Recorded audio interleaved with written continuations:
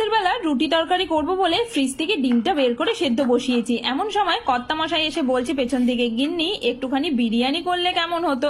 রোজ রোজ ওই রুটি তরকারি আর ভালো লাগে না খেতে। আচ্ছা ঠিক আছে, দেখা যাক কি করি। তো ঘরে চাল ছিলই, সেটাকে ভিজিয়ে দিয়েছি ফটাফট।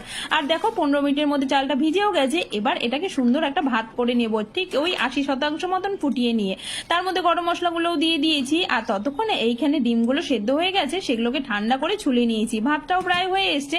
এটাকে ঝটপট নামিয়ে দিয়ে ডিমগুলোকে খোসা ছাড়িয়ে কড়াইয়ের মধ্যে দিয়ে দিয়েছি পেঁয়াজ। একটু বেশি করে পেঁয়াজ বেরেস্তা করে ভেজে নিয়েছি।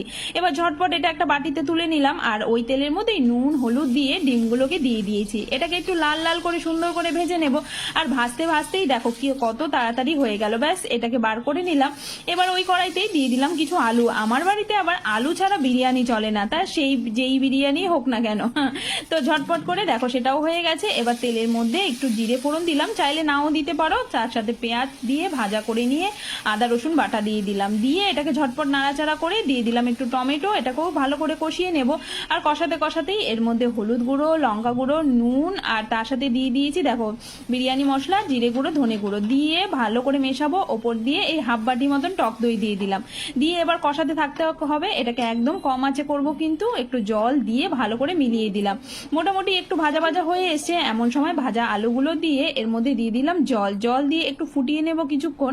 আর তারপরে যখন একটু ফুটে কম হয়ে আসবে তরকারিটা, তখন তার মধ্যে দিয়ে দিলাম এই যে ভাজার ডিমগুলো।